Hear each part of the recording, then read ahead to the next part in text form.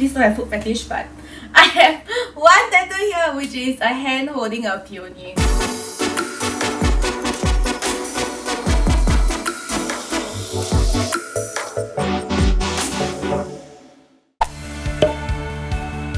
I have one tattoo here that is of roses. It's actually for my grandmother. 2 years before I did my tattoo, I actually asked her what her favourite flower was. She was a very big part of my life, especially since childhood. And at that point in time, my grandmother, I know she wasn't really very healthy lah, so she didn't get to see in the end lah, unfortunately. But at the same time, I know it always reminds me of her. It's actually my mom, but in an Apache warrior form.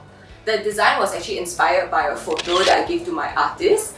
And from that photo, he decided to craft something that he felt could represent strength.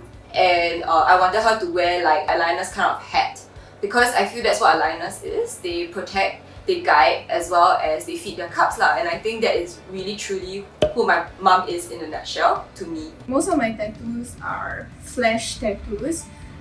That basically means like designs that have already been drawn up by the artist that maybe they've uploaded on Instagram. The one that is most significant, I think, would be my cat. He was like my very first pet cat. Nemo bonded with me from like the very start, and like this tattoo was just like a commemoration of that bond that we had. The meaning behind my tattoo is basically to symbolize my daughter.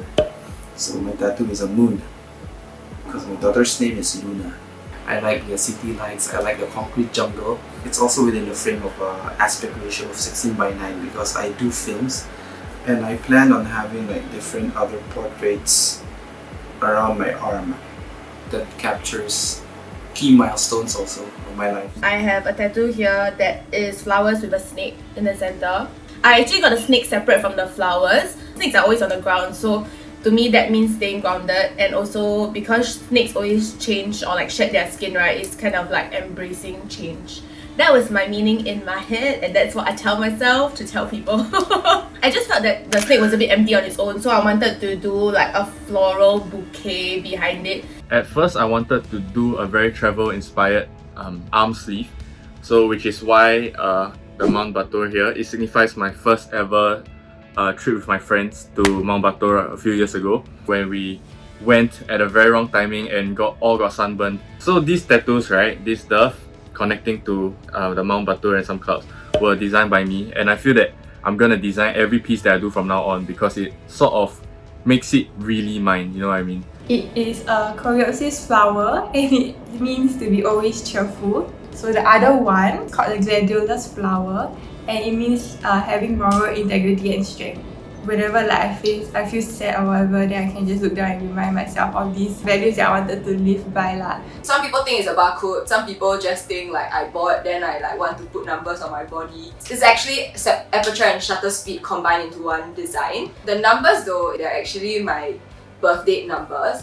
The reason why I kind of got this tattoo was because photography was the only outlet I actually really had to express myself, and that was something that was very, very important to me at that time. The semicolon in a sentence is used when the author wants to end his sentence but he chooses not to. So a semicolon tattoo represents you being the author and the sentence being your life lah. So it's usually used as a mental health awareness tattoo. So I got this tattoo as a tribute to the people around me who I knew had mental health issues lah. I don't really choose my tattoos based on meanings. It's more about the placement as well. So for example, the circle also, I wanted it to be like now you see it, now you don't kind of vibe. The heart also is like a bracelet law around my wrist. The only one that is exception that has some meaning, it's possibly the Russian doll one. And it has meaning because it's a friend who drew it for me last. I was obsessed with Russian doll motifs and still am obsessed with watermelon motifs. So she kind of combined them both into one design.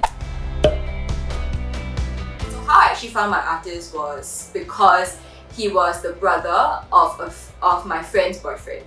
If my friends recommend a tattoo artist and I like the tattoo they've gotten from them, like, okay lol, I'll be like, let's go check this tattoo artist out. I basically went to Google all the tattoo artists. I went to stalk everybody's IG and just decided on someone that I liked the style of work and it's not too expensive. The next move is to just email them. The things that you have to say is the placement, the design that you want to get, or a rough like idea or like a concept the size of it. Must give like accurate measurements kind. Can give a range also, but the range shouldn't be too big lah. Then the last thing is also like your availability. They also made an effort to like talk to me about why I'm doing this tattoo, what I'm doing now. My artist even like bought me supper because it was so late. It's kind of that relationship that makes me always want to go back to her to get any tattoos done. Oh my gosh, she subscribed to this channel. I hope you watch this video. Hi AG. So I think the number $1 million question most of my friends ask me about is pain lah, like whether it's painful. Yes, a tattoo is gonna hurt. After all, it is a needle that is piercing to your skin. Everybody, like different parts of the body, has different pain tolerance. So it actually felt like a pen drawing. I would say the pain was a 6 out of 10 until they got to the very dark shaded parts. Can I say a bitch? Which were a bitch to handle or to sit through. That pain was about like 8 or 9 out of 10.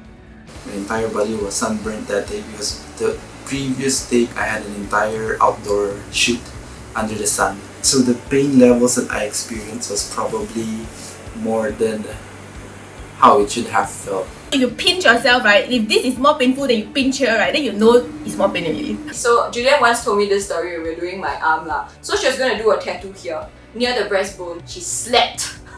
I was like, how is that possible? But so apparently it is possible. Put some thought into it first and be ready to have that piece of artwork on your body permanently. Think about your career first. So for example, right, to be an air steward, you cannot have any visible tattoos. So let me tell you a story about how I thought, I wanted to get like a Liverpool FC logo tattooed on my body. I can't even talk about this without dying.